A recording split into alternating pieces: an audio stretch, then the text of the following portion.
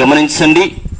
ఈరోజు ఈ ప్రాంతంలో మీ మధ్యలోనికి రావడానికి గల ప్రాముఖ్యమైనటువంటి ఉద్దేశం ఏమిటి అంటే, ప్రభు అయినటువంటి యేసుక్రీస్తు ప్రభువారిని మీకు పరిచయం చేయాలనేటువంటి ఉద్దేశంతో ఈ రీతిగా మీ గ్రామంలోనికి వచ్చి ఉన్నాం. పిల్లరా, యేసుక్రీస్తు ప్రభు గురించి పరిశుద్ధమైనటువంటి లేఖన గ్రంథాలు ఈ రీతిగా తెలియచేస్తూ ఉన్నాయి. యేసు నేనే మార్గమును, నేనే సత్యమును, నేనే జీవమును అని యేసుక్రీస్తు ప్రభు వారు తెలియచేస్తూ ఉన్నారు. నిజమే, ఆయన యందు విశ్వాసం ఉంచిన ప్రతి ఒక్కరికి కూడా పాప క్షమాపణ ఉందని, యేసుక్రీస్తు ప్రభునందు విశ్వాసం ఉంచిన వారికి నిత్య రాజ్యం ఉన్నదని లేఖనాలు తెలియచేస్తూ ఉన్నాయి.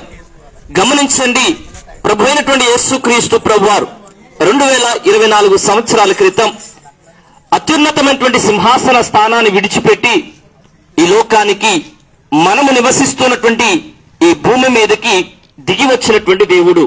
ప్రియులారా, యేసుక్రీస్తు ప్రభువారు, యేసుక్రీస్తు ప్రభు గురించి రాయబడుతున్నటువంటి మాట, ఆయన సర్వాధికారి అయినటువంటి దేవుడై ఉండి నిరంతరము కూడా స్తోత్రార్హుడై ఉన్నాడు అని పరిశుద్ధ లేఖనాలు తెలియచేస్తూ ఉన్నాయి.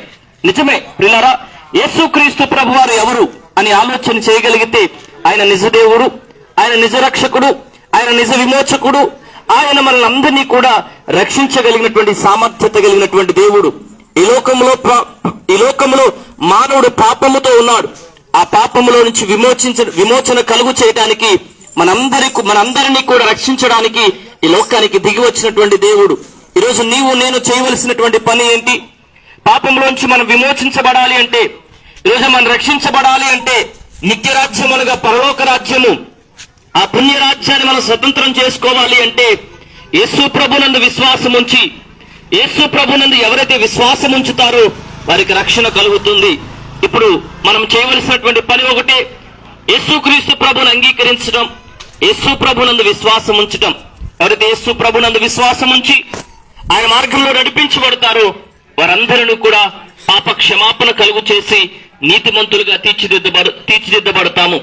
ఆయన మన కొరకు చేసినటువంటి త్యాగం మనందరినీ పరిశుద్ధపరచడం కోసం ఆయన శిలువలో బలియాగమై మన కొరకు రక్తాన్ని చిందించి మన పవిత్రపరిచి పరిశుద్ధపరిచినటువంటి దేవుడు. మనమందరము కూడా ఆయన ఆశ్రయిద్దాం, ఆయన యందు విశ్వాసం ఉంచుదాం, ఆయన యొక్క మార్గంలో నడిపించబడదాం.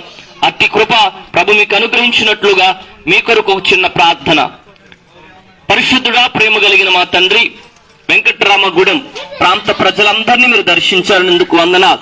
ఈ ప్రాంతంలో యేసును గూర్చిన వార్తను మేము తెలియజేశాం. నీవే రక్షకుడు, నీవే విమోచకుడు అని ప్రభు వారు విశ్వసించడానికి సహాయం చేయండి.